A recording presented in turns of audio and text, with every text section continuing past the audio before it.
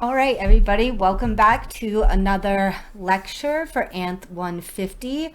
This is a continuation of the conversation that we had on Tuesday about the role of sports and its entanglement with kind of cultural performances and ritual. Last on Tuesday, you learned about the way in which the ancient Olympics is kind of entangled in religious practices around the Temple of Zeus and Hera and other figures from classical mythology. Today we're going to talk about contemporary sports and how they are also embedded in these sorts of ideas about superstition, religion, and ritual. So let's get into it. In the article that you guys read for class today, the authors make a kind of distinction between sports superstition and sports ritual. So I'd like to hear from the class about what you think is the difference between ritual versus superstition. So take a moment, write down some of your thoughts. Based on the reading, you can draw a kind of clear line between religious ritual as a sort of act or set of acts regularly repeated in a set in a kind of set or precise manner, which symbolizes an individual adherent's religious practice for communicating with a kind of deity or God. This differs from sports superstition, which are these kind of actions which are repetitive, formal, and sequential, but are distinct from the technical performance of the sport.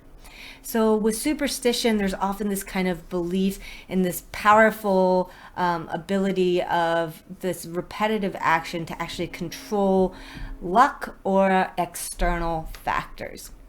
So whereas religious rituals are about kind of symbolizing an adherence connection to a larger set of religious beliefs, superstition is about actually changing the outcome of a sporting event. So there are actually quite a few ethnographic examples that we can draw on to show this kind of intimate connection between sporting events and religious practices. For instance, in Fiji, sports and religion are so interconnected that anthropologist Daniel Guinness has coined the term rugby theology. So young Fijian men drew strength from their kind of warrior tradition as indigenous Aitakue people and from their religious faith, either traditional, either Methodist or Catholic. No matter what their specific religious belief, Fijian rugby players shared a concern with kind of controlling their destiny. So success within this tradition was really explained by giving kind of glory to God.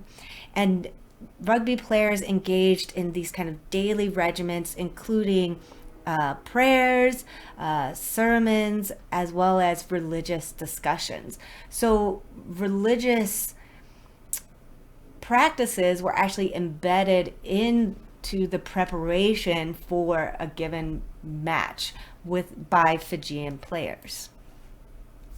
So we see another kind of entanglement between religion and sports in Cameroon. So an anthropologist named Euros Kovac conducted fieldwork in Cameroon with young male soccer players who were deeply influenced by a version of Pentecostal Christianity that really preached the benefits of acquiring material wealth. So this is what we call in the United States the prosperity gospel. So young soccer players in Cameroon frequently consulted the Pentecostal prophets and evangelists in their effort to secure professional contracts to play abroad. And they would bring passports to holy men who would rub their hands with anointed oil and pray for them to get visas to play overseas. it was these kind of religious beliefs were also seen as a way of kind of dealing with the uncertainties of game of any given match and of influencing your luck of winning within those games. This kind of move towards Pentecostal Christianity represents a big break with previous practices in Cameroon around witchcraft, which had also been associated with the game of soccer. So in the past, players used potions and magical paraphernalia to score goals, to help them run at exceptional speeds, or to guard the goal. Pentecostal players kind of tapped into this idea, these later ideas about the Holy Spirit by anointing their hands and feet with oil and holy water in order to achieve similar goals to those that were sought by witchcraft. So basically we see the Christian tradition kind of replacing witchcraft, but the goals of both witchcraft and Christianity remain the same in the context of soccer. So both this Fijian and Cameroonian case really show how kind of local magical practices and beliefs are linked to world religions. So I'm kind of curious to hear from the class again about what kind of examples of rituals that you can think of within contemporary sports or within sporting events from the past. So take a couple minutes, write down some notes about your ideas on rituals in sports that either you've played or that you watch. So one example that I'll bring to the fore here that's a little bit closer to home maybe than witchcraft in Cameroon is the idea of baseball magic, which was coined by anthropologist George Gemlich. So Gemlich describes this kind of multitude of practices in minor league baseball which are used by players to bring success. For example, they would tug on their caps, they would touch their uniform letters and medallions, they would cross themselves, tapping or bouncing the bat off of the plate. They would swing a weighted warm-up bat a prescribed number of times. All of these kind of regulated, habituated actions that were intended to influence the outcome of the game. So Gemlich calls these practices, rituals, magic. And these performances were used in many ways for a psychological purpose, which is to ease the anxiety that accompanies the uncertainty when one is about to perform. So Gemlich argued that in thoroughly modern sports like baseball in the United States, players were actually engaging in magical practices similar to traditional peoples. So Gemlich really tries to kind of close the gap that we often perceive to exist between ourselves and traditional or historical communities, which we see as being kind of backwards and superstitious. And Gemlich was making the argument that we actually engage in a whole bunch of kind of ritualized superstitious practices in the modern world that make us not so different from our ancestors. So a lot of anthropologists have argued that many of these kind of ritual or religious aspects of sport can be understood through this idea of rites of passage. So the idea of a rite of passage comes from the work of Belgian folklorist Arnold van Gennep, who is depicted here behind me. So according to Gemlich, rites of passage typically involve 3 stages: separation, transition, and incorporation.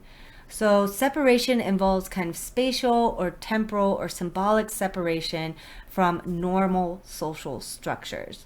For example, when you enter the army, you go through this symbolic act of having your hair cut and being issued a uniform, which is intended to symbolize your transformation from a civilian into a member of the armed forces. In this next phase, after separation, you enter a kind of transitional or liminal state of being. This is a kind of state of being in between stages where you're not fully adopted into your new kind of position or life, but you have been kind of symbolically separated from your previous life. Finally, incorporation. So incorporation is the kind of completion of the rite in which the individual assumes their new identity and re-enters society with this kind of new status. So I'm kind of curious to hear from you guys what examples of kind of rites of passage you might be able to come up with in sports. Sylvester Stallone actually draws a kind of clear parallel between sporting rites of passage and the military and going to war. He says there aren't a lot of opportunities for the rite of passage that make you a man. War is one of them, and violent sports are another. So go ahead and talk in some small groups if you're live. If you're watching this from home, take a moment to jot down some ideas of examples of rites of passage in sports. So sports, like other types of rituals, also highlight qualities of communitas and reflexivity.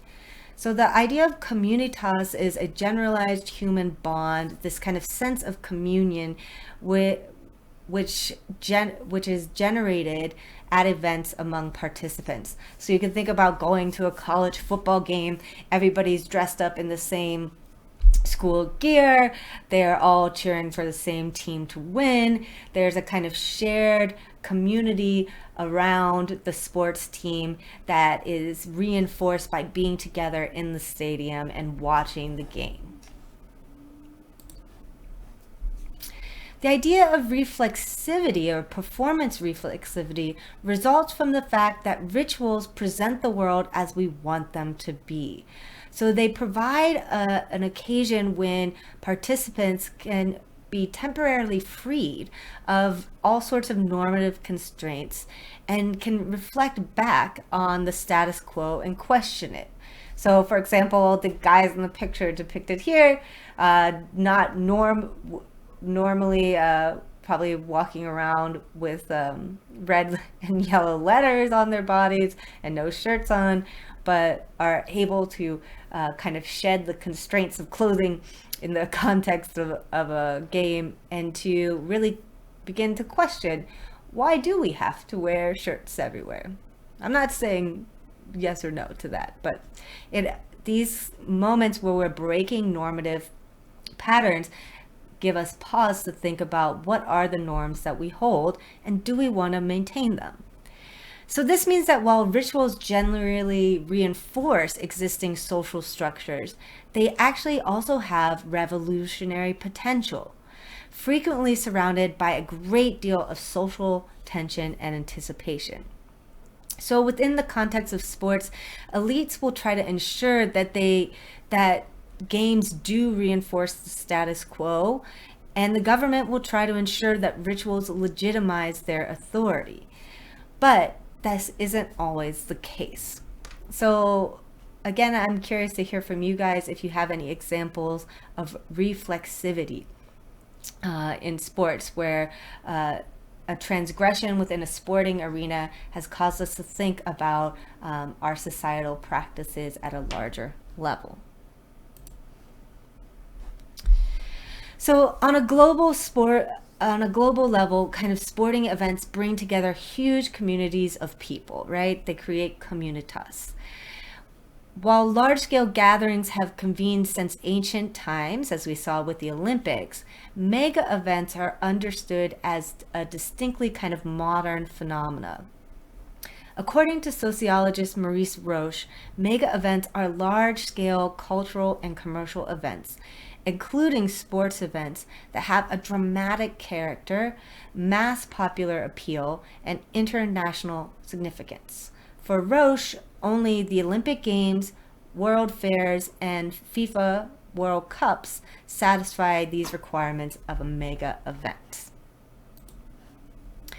Mega events are typically organized by a combination of government and international non-government organizations and are used by nations to construct a story of the country and lead to the creation of these kind of permanent cultural displays like public museums, stores, and amusement parks.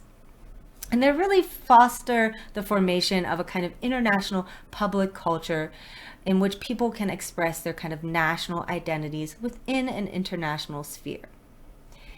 Mega events also have contributed to the rise of mass media and communication technologies. And so we see this kind of feedback loop between television and communication technologies and the increasing popularization and scope and influence of mega events. So TV has had a pretty transformative effect on the world of sports, especially since the 1990s. Until the 1980s, TV channels in most countries outside of North America were controlled by the state. The fall of the Berlin Wall and the end of state-controlled communism in 1989 led country after country to end their monopoly on TV ownership. This opened up a market for private ownership, which came to play a huge role in sports. Following this kind of opening up of who could own television companies, we see a cutthroat kind of competition ensuing between privately owned channels, which gave rise to a dramatic increase in the rights TV channels were willing to pay to broadcast major sporting events. At the same time, clubs and teams around the world became increasingly corporatized, and there emerged a kind of collusion between three entities: sports clubs, private TV channels, and commercial sponsors. Soccer is probably the most widespread global sport and is a prime example of how TV rights in the early 1990s played a crucial role in globalizing and commercializing the sports. In 1992, Rupert Murdoch's Big Sky B company signed exclusive rights with the newly formed English Premier League for £304 million. This move cemented Murdoch's control of the market and opened up a new era in which sports government bodies, teams, and clubs became actually subservient to the interests of satellite TV. Leagues in Italy, Spain, France, and Germany soon replicated this model, leading to similar increases in revenue. Sales of World Cup broadcasting rights rose from $140 million in 1998 to $1.66 billion in 2002, which is just one way that we can see the kind of increasing role that TV broadcasting has played in the popularization of sport. So sports governing bodies like FIFA also greatly profited from TV rights and transformed themselves from nonprofit bodies into these kind of multinational organizations with increasingly financially oriented goals. For example, this corruption scandal, which happened in 2015 and 2016 around FIFA, was really a direct result of the fact that FIFA as an organization was really trying to manipulate power and budgets in ways that were equal to a major nation state, but was in fact being run by a business directed by a fairly tight-knit group of elderly men. So the infusion of TV into soccer and other sports has led to sponsorship deals, multinational companies with multinational companies recognizing the huge exposure available to them via sponsorships of game sales. The inflow of money has become essential to sports government bodies and the corporate sponsors and TV networks that have come to kind of dictate the organization of sports events. For example, the FIFA World Cup finals in Mexico in 1986 and in the US in 1994 saw many matches being played during the hottest time of the day to provide primetime live soccer on European TV. Another example can be found in world heavyweight boxing title fights in London, which are often staged at midnight in order to suit a North American networked audience.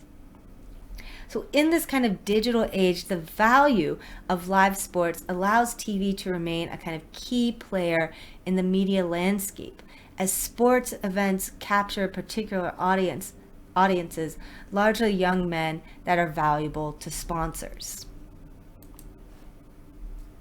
Another key change that we see in the 1990s was that new broadcasting satellites enabled TV coverage to reach even the most remote corners of the world. As transnational TV broadcasting grew, government media monopolies were broken down, and the numbers of entertainment and sports programs grew at the expense of news and education programming. The spread of satellite TV provided new ways in which sports became part of this kind of global system. It allowed players, clubs, and competitions to gain followers in distant parts of the world, and it created a new global market where local sports teams competed with global clubs. For example, soccer fans in Africa largely shifted their attention from soccer stadiums to local bars where TV sets showed the match from the English Premier League. So we see a shift in interest in the sport going from the local to the global, with TV facilitating that connection. So in summary, this kind of neoliberal era in sports that begins after the fall of the Berlin Wall and takes up steam in the 1990s is defined by the promotion of privatization and free markets. The appeal of mass growth in revenues and fan bases has meant that most sports have significantly restructured since the 1990s to maximize commercial opportunities. Competition for the attention of the public has led to an emphasis on the spectacular, right? In high impact sports like American football, there's now more high impact action and more crowd pleasing, photogenic, violent strategies, with now well documented consequences for players' health. So we see the entanglement here of sports with other forms of entertainment as really demonstrating the kind of power that TV advertisements and networking revenue streams have had on the influence of sports. TV coverage of mega events like the Olympics and FIFA World Cups in the last decade was estimated to reach between 50 and 70% of the world's population. This is a huge impact, right? So many theorists have argued that important ritual of events like mega events or major sporting events like the Olympics create these kind of powerful fantasies of unity that strengthens a sense of shared kind of membership in a single global community. Sports events reaffirm these kind of core beliefs that people hold about their social world and provide some structures for social change. They also provide an embodied context that expresses the way in which those worlds are changing and how those changes can be understood. The debates that happen around sports take place in what Jürgen Habermas calls the public sphere. So the public sphere is a space of kind of critical debate about issues of shared concern. The public sphere is a realm in which citizens can come together for rational debate arriving at these kind of shared public opinions that exert pressure on leaders and legitimize policy decisions. Debate within the public sphere spurs discussion over what are perceived as common challenges to the global community. Mega events have become a platform through which international publics are actually demanding accountability from governments in ways that transcend national boundaries. For example, in the lead up to the Beijing Olympic Games, Human Rights Watch, Amnesty International, the Free Tibet Group, and other NGOs attempted to pressure the Chinese government to improve its human rights record. These efforts were largely unsuccessful because there was no kind of legal system to enforce it. More importantly, Chinese leaders and people were not full participants in the debates, which therefore largely consisted of Westerners talking to each other about problems in China. So I'm interested to hear from the class. Do you guys think that sports can bring about social transformation? What examples might you guys have of the ways in which sports can actually participate in larger sorts of discourses around government accountability, around social inequality, all of these, around global warming, all of these sorts of things. So take some time, if you're watching this at home, to write down some notes. This could be a topic that you want to consider writing about in your second essay focused on sports. All right, so that's all I have for you guys today. The attendance quiz answer for today is Chauveau Cave, which is a cave in France where we have some of the earliest Paleolithic rock art that has ever been discovered. So go ahead and make sure to fill out the quiz on D2L, and I'll see you next week.